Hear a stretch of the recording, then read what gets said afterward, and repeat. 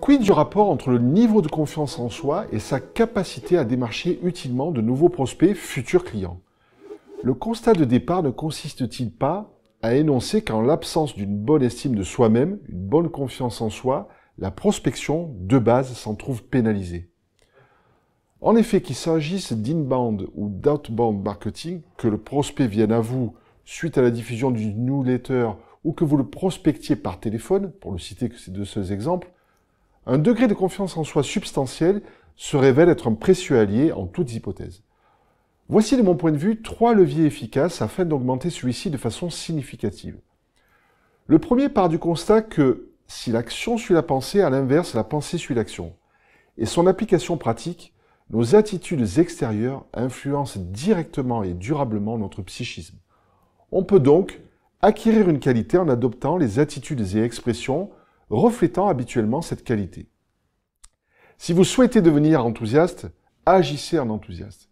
De la même façon, si vous souhaitez augmenter votre niveau de confiance en vous, agissez en personne confiante. Le corps a un impact sur notre psychologie. Il y a en effet beaucoup plus d'interactions entre le corps et l'esprit que ce que les études avaient révélé jusqu'alors.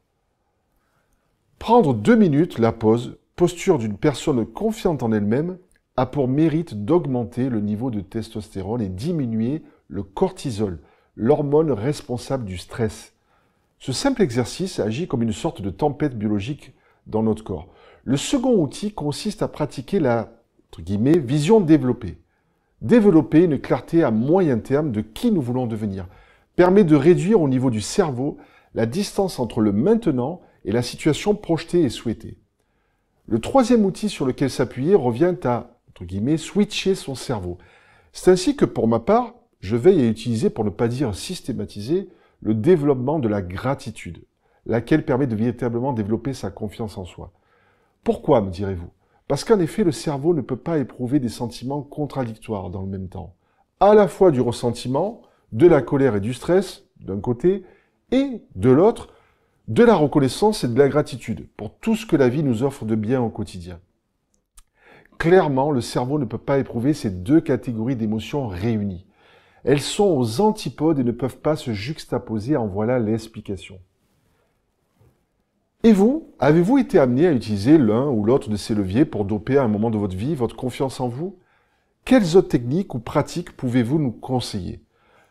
Vos avis et commentaires en dessous de cette vidéo peuvent assurément profiter à toutes et tous. Échangeons et partageons autour de ce sujet essentiel pour le développement de chacun.